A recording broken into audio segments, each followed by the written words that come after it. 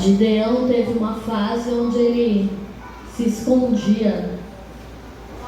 E o Senhor falou que ele era valoroso, um varão valoroso. E se você for meditar na palavra de Juízes, você vai ver que Deus fez grandes coisas na vida de Gideão. E eu quero só ler o versículo 11, aleluia, que o Senhor falou comigo através desse versículo, que diz assim: e subiu Gideão pelo caminho dos que habitavam em tendas, para o oriente de Nobá e Jogibeá, e feriu aquele exército, porquanto o exército estava descuidado. Porquanto o exército estava descuidado. Aleluia. Deus me chamou muita atenção nessa palavra, igreja, aleluia. Porque muitas das vezes nós estamos descuidados. Muitas das vezes nós estamos desapercebidos, fora de foco. Aleluia. O Senhor falou bastante comigo e eu creio que alguém aqui precisa também ouvir essa palavra. O Senhor vai falar ao teu coração. Não fique descuidado, não fique desatento. Não é tempo, né? Louvado seja Deus, de ficarmos descuidados. O Senhor nesta noite fala: desperta. Aleluia. Há tempo para todas as coisas. E nós estamos num tempo de guerrear. Nós estamos no tempo que o Senhor nos chamou como Gibeão para lutar, para vencer. Aleluia. E não para ficarmos prostrados. Louvado seja Deus. Quinta-feira vitoriosa, quinta-feira de vitória para mim e para a tua vida, louvado seja Deus. Se levanta nesta noite como Gibeão, aleluia, Gideão, para fazer a obra do Senhor. Ouvir a voz do Senhor, aleluia. E ele fala: homem, mulher, vocês são valorosos para mim, aleluia. E eu me alegrei porque mesmo repreendendo, a palavra do Senhor me repreendendo, aleluia, me acariciava dizendo: você ainda é muito preciosa para mim, aleluia. E nós às vezes não percebemos o quanto somos valiosos aos olhos de Deus, o quanto Deus tem um carinho especial por cada um de vocês, aleluia. É muito especial, é muito gratificante. E eu quero te dizer que não é noite, não é tempo de ficar desapercebido. Aleluia. Puxem minha orelha, viu? Podem me chamar no WhatsApp. Quando você percebe assim, que a missionária está meio desaparecida. Vamos ver se ela está doente, vamos ver. Porque eu moro longe, mas isso não é impedimento, porque as outras irmãs também moram no mesmo bairro que eu moro. E eu sempre quero ser lembrada, aleluia, mesmo que seja para puxar a orelha, porque o Senhor, Ele usa as pessoas para nos despertar. Talvez você não quisesse ouvir essa palavra nesta noite, aleluia, mas é que o amor de Deus pela minha vida e pela tua vida é tão grande, aleluia, que Ele ainda fala que nós somos valorosos, que nós somos preciosos aos olhos do Senhor. Então não perca tempo, aleluia. Desperta enquanto há tempo. Desperta, diz a palavra do Senhor para mim e para a tua vida. Aleluia, desperta. Em nome de Jesus. Eu agradeço a oportunidade. Fique com essa palavra no teu coração. Aplauda o Senhor.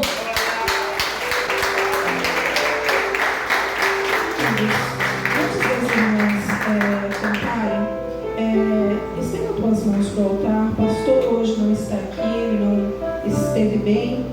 E nossa pastora também está se recuperando de um procedimento na boca. Então estenda as tuas mãos. O pastor está aqui, ela representa o nosso pastor.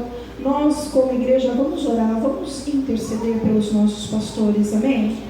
Soberano Deus e eterno Pai, nós estamos aqui porque reconhecemos que só o Senhor é Deus, ó Pai. E nessa noite o Senhor já começou a falar conosco através da palavra que saiu dos lábios da tua serva, Pai. Senhor, nós queremos nos levantar como valentes nas orações, ó Pai, porque a oração ela pode muito em seus efeitos, ó Pai, e nós queremos apresentar os nossos pastores diante daquele que tudo vê, diante daquele que tudo pode, daquele Senhor que pode fazer o mar se abrir, ó Pai, aquele que pode fazer o tempo parar, aquele Senhor que pode fazer aquilo que nós não podemos fazer, Pai. Por isso, Senhor, nós como igreja queremos pedir a tua bênção, a tua ajuda, o teu socorro, o teu favor, ó Pai, na vida dos nossos pastores, ó Pai. Vai lá visitar o pastor Paulo, Senhor, restaura a sua saúde, ó Pai. Pedimos ao Senhor, Pai, que neste momento ele seja tocado pelo teu Espírito, ó Pai. E aqui está a tua serva, Senhor, renova e ajuda a tua filha, ó Pai. Só tu sabes, Senhor, do que ela precisa, e tu tens, ó Pai, aquilo que ela precisa. Mas nós como igreja apresentamos e pedimos ao Senhor, Pai, visita, ajuda e fortalece, Pai, em nome de Jesus. Nós precisamos dos teus filhos, ó Pai, nós precisamos da oração, da intercessão, da ajuda deles, ó Pai, e nós queremos ver o Senhor em pé, ó Pai, com saúde, Pai. Nós queremos ver eles, ó Pai, cheios da tua unção, ó Pai. Então nós suplicamos o teu favor, a tua graça, ó Pai, em nome do Senhor Jesus. Nós oramos e nós te agradecemos em nome de Jesus. Aplauda o Senhor, as irmãs com a oportunidade, amém?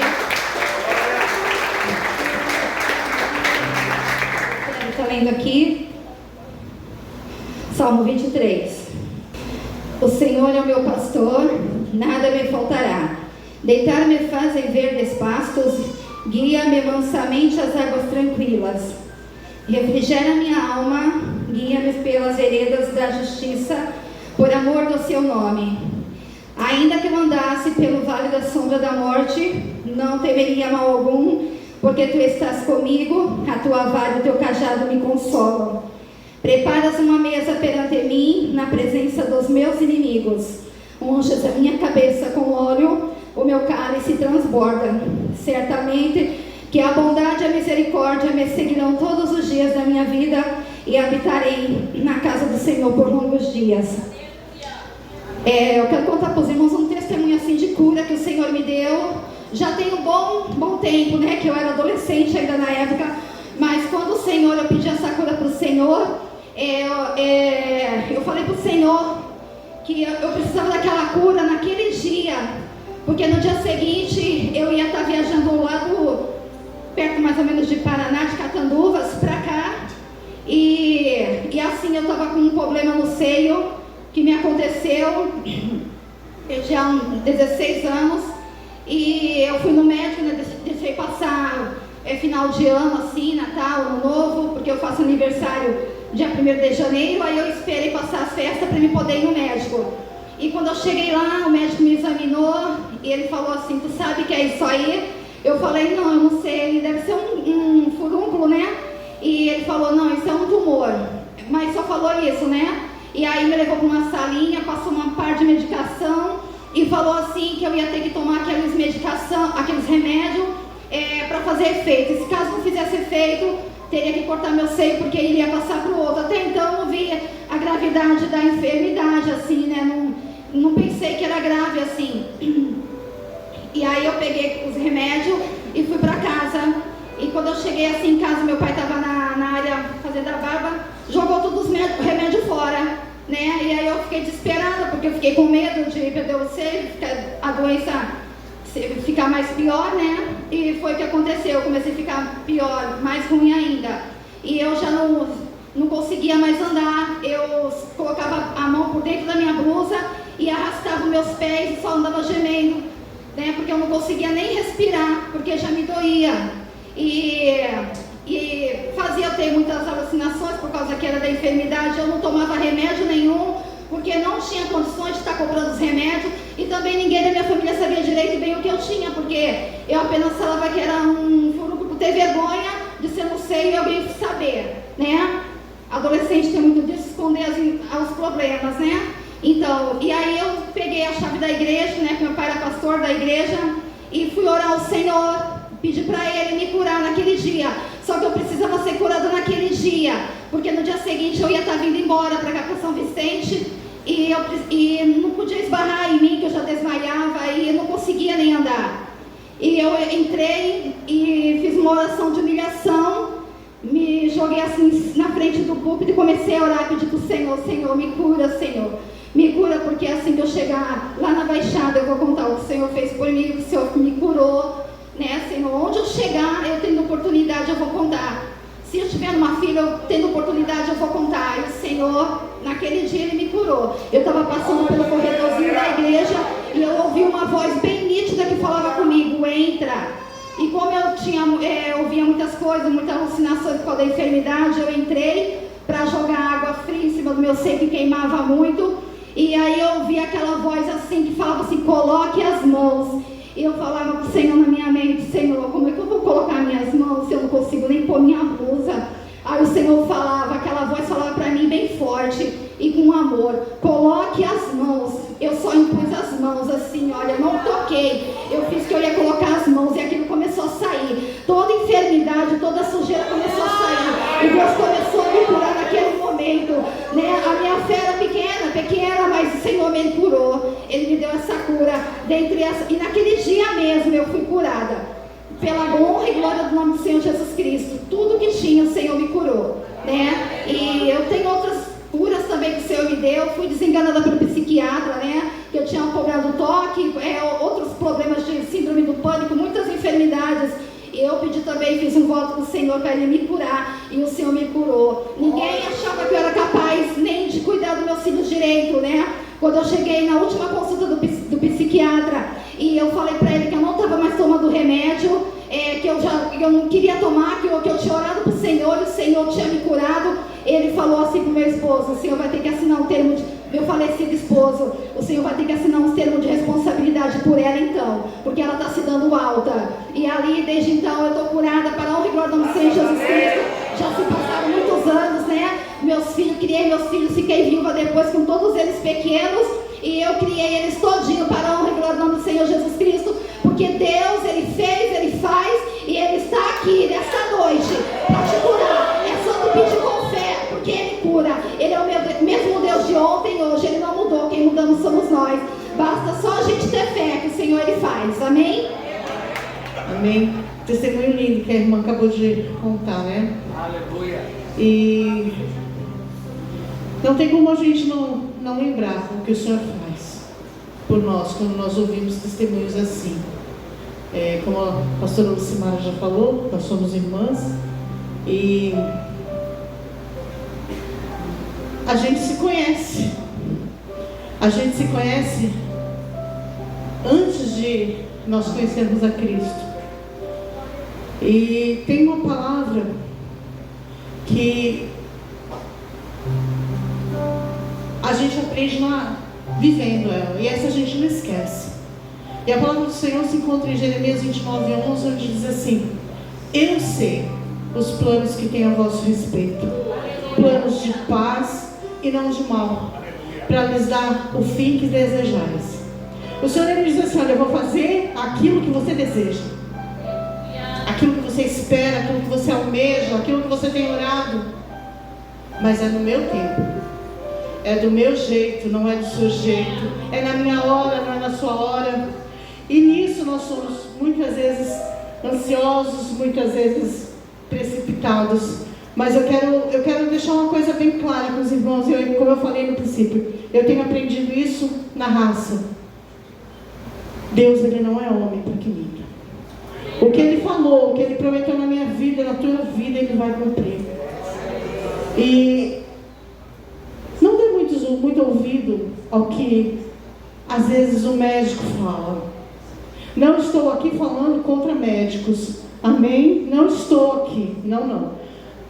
Lucas era médico, andava com Jesus. Mas eu quero dizer para você, quero dizer para mim também, que a última palavra na minha vida e na sua vida, ela vem de Deus. Há 20 anos atrás, o médico me sentenciou a 3 meses de vida, por causa de mau funcionamento na válvula mitral, um problema cardíaco.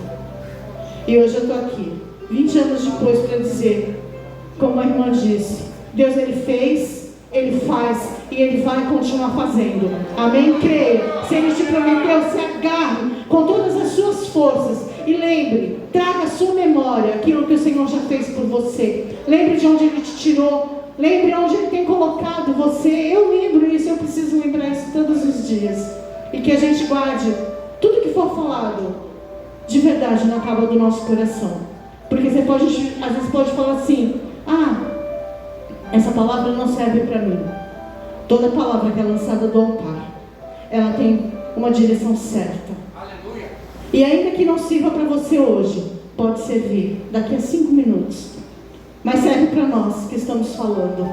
Porque antes de falar com qualquer um, fala com a gente. Amém? Creia na sua vitória. Se Deus te prometeu, pode passar dias, podem passar os meses, podem se passar anos, mas aquele que prometeu, Ele é fiel para cumprir. Amém? Eu agradeço a oportunidade de palmas agora ao Senhor. Salve, amada igreja, na santa paz do Senhor. Amém? Amém. Eu moro em Praia Grande, no bairro do Maracanã. E hoje à tarde, ali, enquanto eu meditava na palavra, no meu leito, minha cama, o Senhor colocou uma palavra no meu coração e falou que era para mim vir aqui essa noite. E eu vou ser rapidinho, mas não posso deixar. Eu falei assim, Senhor, se realmente foi coisa da minha cabeça, isso eu não vou ter oportunidade. Porque é muita gente para oportunidades em circo de geração, né? Mas se é de ti, o Senhor dará a oportunidade. Então Deus confirmou. E aqui o Senhor me trouxe até aqui em segurança. Eu quero ler aqui Mateus 8, que fala a cura de um leproso. Nós estamos ouvindo nessa noite os hinos que Jesus cura, que Ele faz. Ouvimos aqui que Ele é o mesmo, não mudou, quem muda somos nós. Nós temos aqui ouvido diversos testemunhos e a palavra do Senhor pelos louvores. E aqui no capítulo 8 fala assim, verso 1 de Mateus: Ora, descendo ele do monte, grandes multidões o seguiram. Quantos aqui estão seguindo Jesus? E eis que um leproso, tendo se aproximado, adorou, dizendo: Senhor, se quiseres, podes purificar-me. Todo mundo sabe que os leprosos naquela época, eles ficavam à margens da sociedade. Eles ficavam escondidos, eles não poderiam ter acesso a nenhum lugar onde pessoas saudáveis estivessem. Mas só que o Senhor me chamou a atenção que esse leproso, ele, vamos dizer assim, deixou a vergonha de lado, deixou o medo de lado, deixou tudo de lado para ir até o mestre. E ele ainda foi tão humilde de falar assim: se o Senhor quiseres, porque ele sabia da situação dele, ele sabia. E eu falei assim: Senhor, o que o Senhor quer falar com isso? Quantos estão seguindo Jesus? Um monte levantaram as mãos, certo? Mas quantos de nós não estamos nos despindo de nós mesmos para chegar até o mestre sem segredo? O Senhor falou no meu coração que tem muita gente que tem guardado segredos, não tem compartilhado com Ele dores, desejos, vontades e tantas outras coisas em oração. Não tem se despido de si mesmo para chegar ao único que pode te dar a vitória e me dar a vitória. E quando ele falou isso, eu lembrei de quando eu estava casada, já tinha 3 anos e pouco, eu senti uma vontade de ter filho, mas eu não podia, e o meu esposo não queria ter filho. Para ele, estava tudo bem, tudo certo. Eu não podia, então ele não queria, casamento perfeito nessa, né? Mas só que com 3 anos e meio eu vi ter vontade. Eu olhava as mulheres grávidas, falava assim, pensava comigo, nossa, se eu pudesse ficar grávida, eu quero ficar que nem uma patona, grande para frente, para o lado, para trás. E eu começava a chorar no dia das crianças, quando via aquelas crianças brincando, começava, sabe, dentro de mim a chorar. E não contei isso para o meu melhor amigo. Mulher de oração. Quanto círculo de oração, né, Mara? Consagração. Mulher de consagração, que levava pedidos do povo, orava pela família, orava por todos, mas eu não abria essa área do meu coração que estava me doendo, o grande eu sou. E eu naquele dia, passou os dias eu em casa, falei assim, eu vou ali na Assembleia, eu não congregava lá, mas era na minha rua, vou parar lá para orar, porque se a gente fica em casa, não ora direito, né? A gente lembra de louça, lembra disso, eu falei, vou para a consagração. Cheguei lá na consagração, estou orando, aí uma irmã me toca, eu falei, eu não acredito. Eu falei, Deus, eu saí da minha casa para ter um particular, ninguém me incomodar, a irmã me... Mas eu olhei aquela irmã, que eu fuzilei ela de uma tal forma, eu lembro até hoje o pulinho que ela deu para trás e falou, minha irmã, pelo amor de Deus. Eu só vim aqui porque o Espírito Santo de Deus mandou fazer uma pergunta para a irmã, mas não precisa me responder. Aí eu, bem sério, olhei para ela, fiz assim, fala. Aí ela falou assim, você quer ou não ter filho? A paz do Senhor. E saiu. Foi um tapa com luva de pelica na minha cara. Eu tirei, Mara, meu rosto da poltrona de madeira, coloquei meu rosto no chão e eu comecei a pedir tanto perdão, mas tanto perdão para Deus, porque eu, considerando Ele meu amigo, e não abri o que estava me corroendo, o que eu estava desejando, eu não abri esse lado, essa particularidade com Ele, com medo de Ele dizer não, com medo de não receber a cura, com medo de tanta coisa.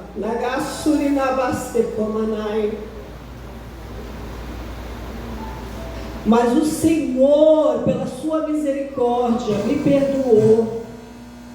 Eu ainda cheguei em casa, continuei a oração que eu ainda senti de continuar. Quando eu senti que o Senhor me perdoou, eu falei, Senhor, tu me perdoa, porque essa amizade não estava sendo sincera. Quando eu senti que Ele me perdoou, eu falei, eu quero. Depois Deus confirmou, depois veio a confirmação, e depois eu falei, agora eu preciso ser curada. Curada pela Tua palavra, Senhor. Aí Deus me deu uma igreja para ir lá na Tupi. Eu não estava nem lá na época, mas fui lá. O irmão que ministrou naquela noite foi sobre cura. Eu estava a primeira lá na frente com a mão na barriga. Recebi a cura pela fé da palavra. 1 mês e pouco depois eu estava grávida.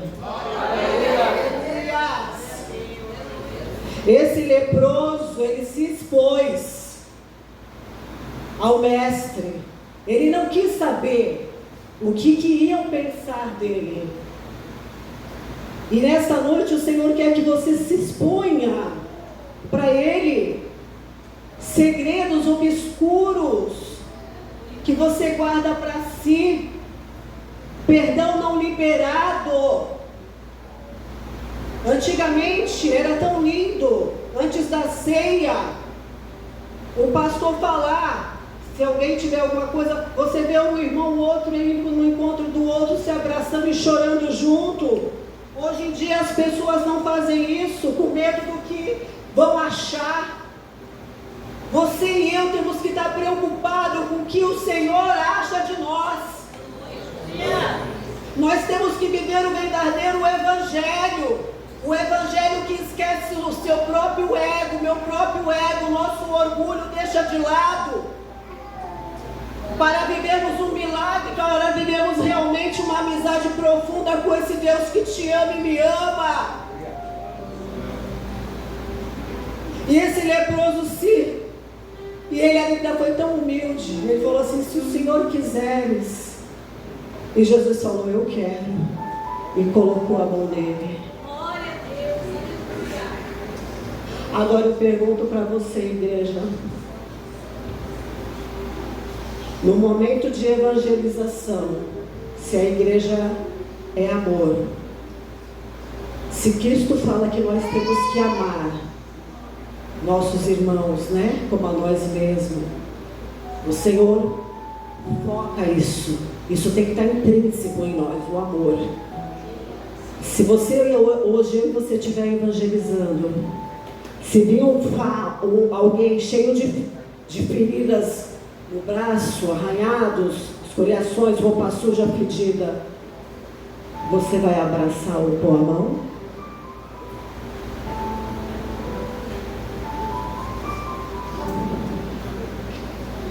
Um abraço ou um aperto de mão que você dê numa pessoa assim, você consegue ganhar ele para Cristo, ou ela. Porque um dia evangelizando, estou falando que o Senhor me lembrou em cada versículo para falar. Um dia evangelizando, um senhor carrinheiro, estava eu e a Martinha, e a gente evangelizando, eu estava tão alegre por poder falar da palavra de Deus, anunciar esse Deus maravilhoso, que ali eu falando para ele tudo. De repente, quando eu vi, aquela alegria me envolveu. Eu falei assim: vem aqui, filho. Dei um abraço nele, chorando junto. Ele falou assim: eu aceito Jesus, porque nunca ninguém me abraçou. Nagaste como a mãe. Olha para mim. Ele fez assim. Ninguém nunca mais me abraçou, mas esse Deus que você serve, eu quero. Aleluia! Deus sabe que eu não vim falar sobre mim. Vim falar sobre a palavra do Senhor, mas por exemplos que o Senhor me trouxe à memória. Para você e eu voltarmos à essência verdadeira de um cristão, um servo, de ver o teu irmão maior do que você, para que você consiga servi-lo. Porque a palavra fala que nós temos que ter o nosso irmão maior do que nós. Se a gente vê ele maior, a gente tem prazer em servir. No céu, irmãos, não entra pecado. Qualquer lepra que tiver dentro do teu coração, na tua vida, o Senhor te convida a abrir para Ele. Se tiver algo que precisa ser confessado, você vai chegar no nome do Senhor Jesus Cristo, no seu pastor e na sua pastora, e vai falar, porque a palavra, ela continua a mesma. E se o pastor e a pastora achar que tem que ficar de banco, fique dando glória a Deus e aleluia, porque é um tempo de aprendizado e você vai ter uma experiência tremenda com isso. Nada mudou, nós mudamos, mas o Senhor convida eu e você a sair do anonimato, a abrir o nosso coração verdadeiramente, a mostrar para Ele as lepras que tem em nós. Tem inveja? Quem não tem inveja aqui, irmão? Pelo amor de Deus, quem nunca não teve inveja? Uma vez eu passando por uma prova terrível, E a irmã comprou lá um carrinho, e eu estava para ganhar neném, eu falei, Jesus, a irmã comprou um carrinho na frente, num apartamento da frente, comprou um carro, comprou uma moto sem nada. Não foi assim aquela inveja de cobiçar, eu quero dela, não é isso, mas assim, aquilo, de vez eu me alegrar, aquilo me entristeceu. O que a palavra de Deus fala, Mara? Que nós temos que nos alegrarmos, o quê? Com a vitória dos nossos irmãos, não é verdade? E chorar com os que choram. Quando eu fechei a porta, o Espírito Santo de Deus falou no meu coração, por que tu ficou triste? Na hora, dobrei meu joelho e falei, Senhor, tu me perdoa. Tu me perdoa. Ela tinha comprado o carro e ela falou que iria comprar uma moto. Foi isso. Como prova de que eu, para o Senhor, estava arrependida daquele sentimento, eu falei, Senhor, eu sou boa nisso, eu vou arrumar a moto para ela. Eu corri atrás, eu pesquisei, eu fiz tudo que eu gosto desse negócio de compra e venda de veículos, pesquisei, vi motor, vi tudo, consegui um preço e falei, irmã, esse irmão aqui está vendendo por tanto, a moto estava linda, e ainda sobrou dinheiro para ela. Irmãos, em nome de Jesus, a hora já foi que tem uma pregadora. Esse leproso, ele foi curado. Nós precisamos voltar à verdadeira essência, apresentar ao Senhor a lepra que há dentro de nós, para que haja realmente cura, para que haja realmente transformação, para que haja realmente intimidade, uma amizade verdadeira entre você e Deus. E você colher frutos disso.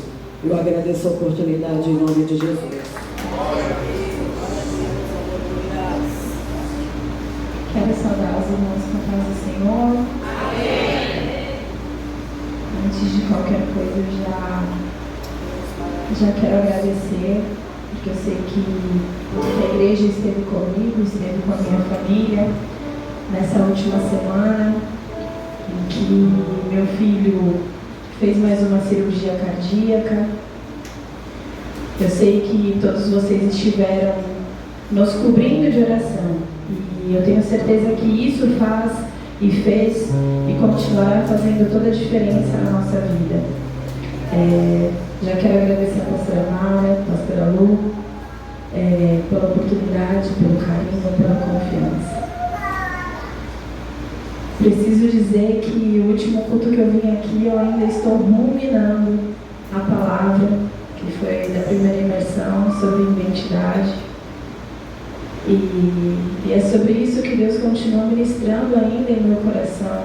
É isso que Deus continua ainda falando em meu coração, sobre identidade.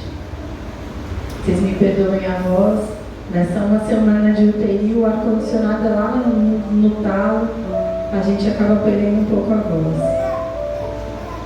Mas gostaria de falar um pouquinho com os irmãos sobre Esther. Esther e sua identidade. Quando nós falamos de Esther, nós geralmente costumamos dizer sobre uma mulher de oração, sobre uma mulher de posicionamento, sobre uma mulher firme, certa do que queria, sobre uma mulher que teve estratégias para chegar ao rei e conseguir aquilo que ela queria. Mas quem era Esther? Quem foi Esther?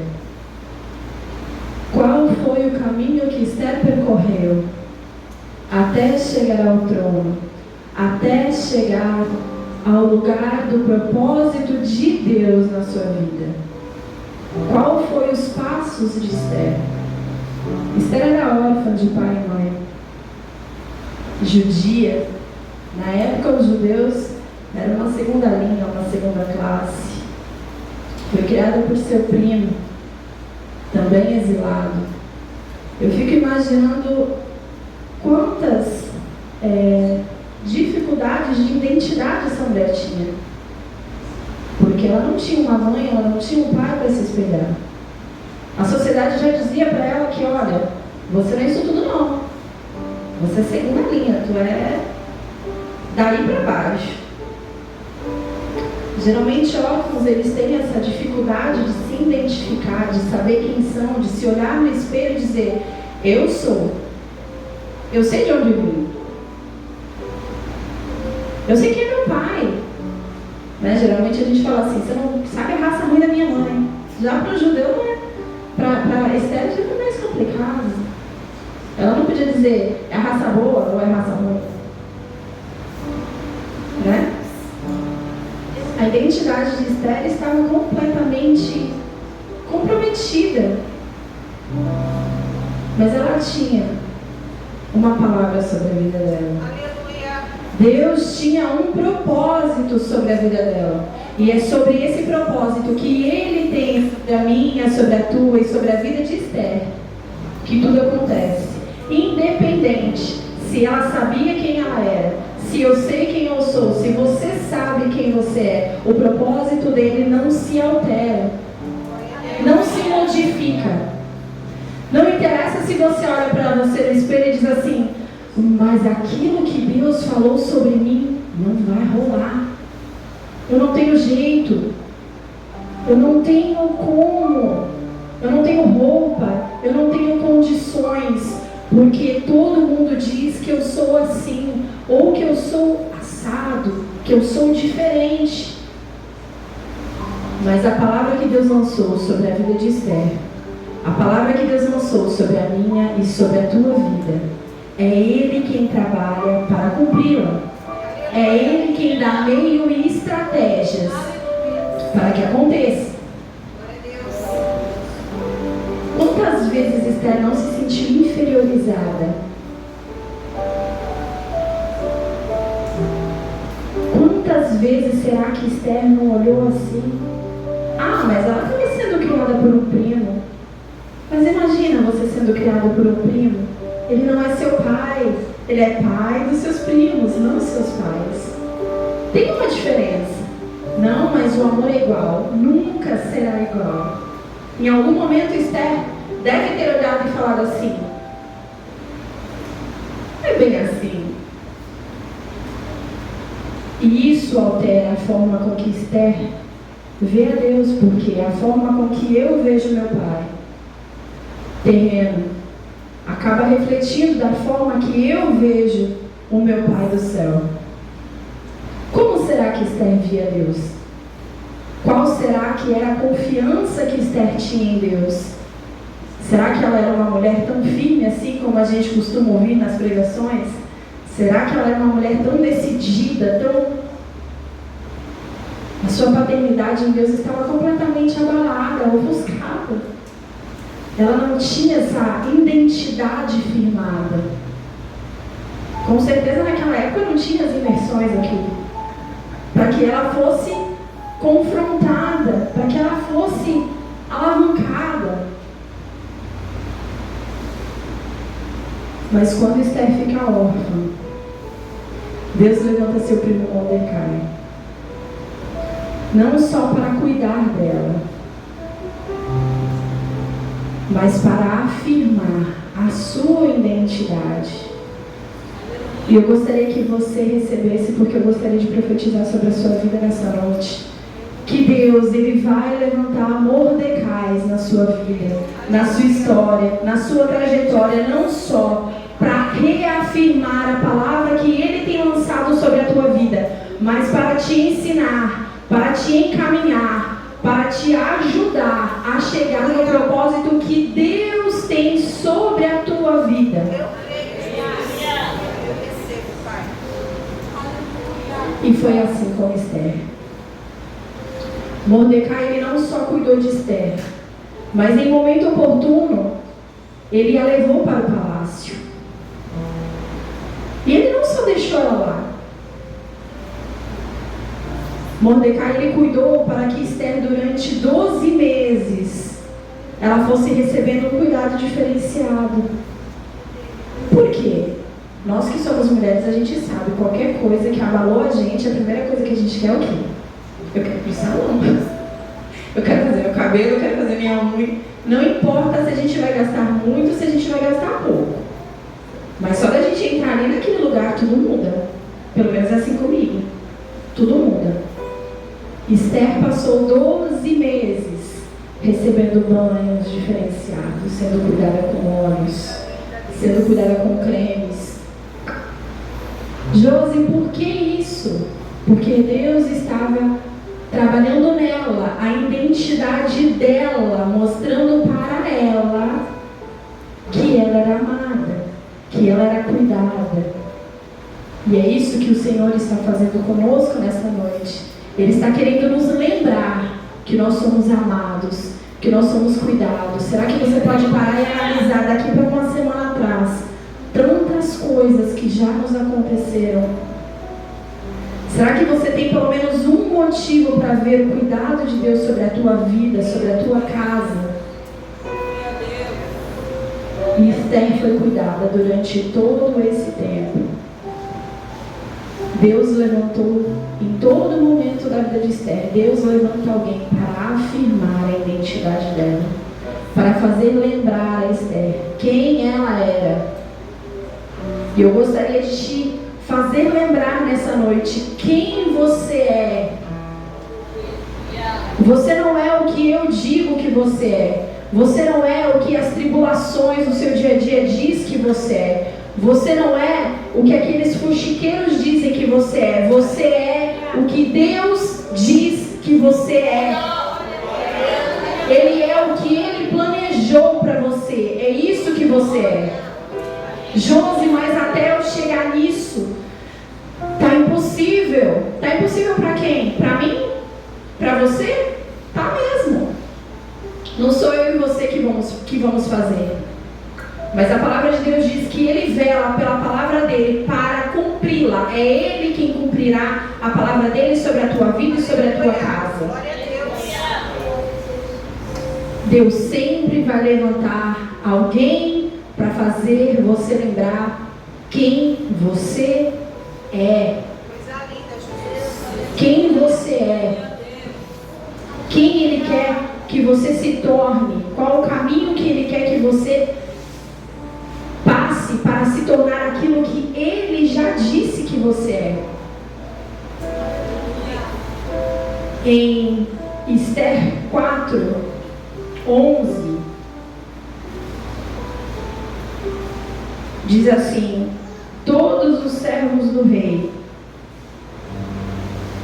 e o povo das províncias do rei bem sabem que para todo homem ou mulher entrar ao rei no pátio interior sem ser chamado, não há senão uma sentença de morte. Quando começam a tramar contra o povo de Deus, Mordecai manda uma mensagem para Esther. Aí a gente pensa, Esther já tinha sido cuidada, Esther já sabia quem ela era, a identidade dela já estava afirmada, ela já era rainha. Mas quando a notícia chega para ela, o que é a primeira coisa que ela faz? Meu irmão, você está doido? Eu estou aqui tem 30 dias. 30 dias. O rei me chamou. Eu vou fazer o que lá? O que eu vou fazer lá? O que eu vou me meter nessa história? Mas o povo vai morrer. Tu é rainha. Mas eu tô aqui tem 30 dias e nem até agora ele não me chamou. Eu vou fazer o que lá? Quantas vezes as situações chegam na nossa casa, chegam de cara com a gente fala assim, eu vou fazer o quê?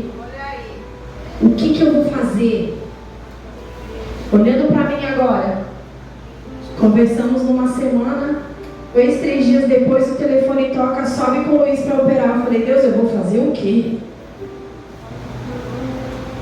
O que eu vou fazer, Jesus? Eu tenho um convênio, Deus mandou ir para o público, eu vou fazer o quê? Eu vou viver. Eu vou subir. Porque a palavra que Ele lançou sobre mim, sobre a minha casa, sobre a vida do meu filho, é que Ele é quem cuida de nós. Deus, mas eu vou para o público. Quantas pessoas? 10 pessoas dentro de um UTI. O que eu vou fazer ali? Eu vou morrer, Jesus. Eu vou viver, porque Ele tem uma palavra lançada sobre a minha vida e sobre a minha casa. Esther pode ter se desesperado. Ela se desesperou. Por quê? Ou ela morre pelo que estão tramando, ou ela morre porque ela está indo de contra o rei sem ser chamada. Para onde eu for, eu vejo morte. Quantas vezes na nossa vida é assim? É morte financeira, é morte no casamento, é morte emocional. Quantas vezes são os nossos sonhos, como a irmã disse? Quantas vezes na nossa vida o nosso cenário é de morte? E aí Mordecai fala assim: ó, Esther, não se esquece de quem você é. Mesmo sendo rainha, você é parte de um povo. Você continua sendo filha de Deus. Não se esqueça disso.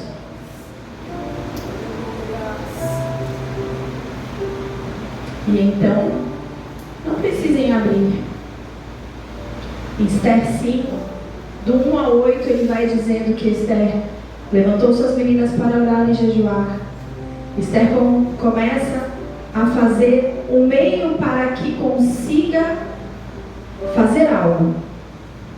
Mas tem um ponto em específico que diz assim. Só um minutinho, por favor.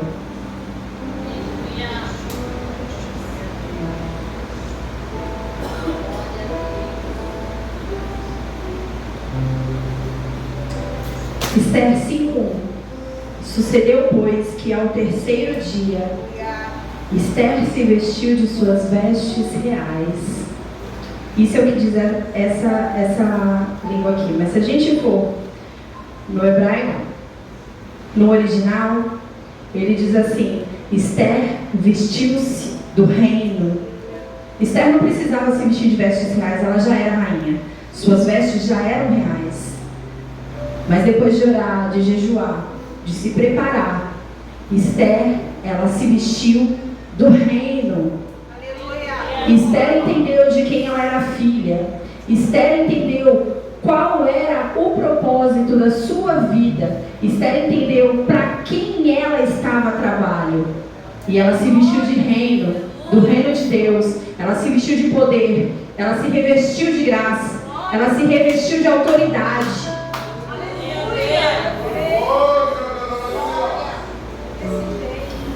Quando nos levantamos para viver o propósito de Deus, gerações após nós têm motivos para celebrar. Esther e o seu povo, eles estavam sob um decreto de morte. Era morte, não tinha para onde correr, não tinha o que ser feito. Esther se levanta e entende para que ela foi chamada. Ela foi chamada para cumprir um propósito. E nesse propósito ela se reveste do reino. E gerações, tantas e tantas gerações após ela, até hoje, comemoram o Purim.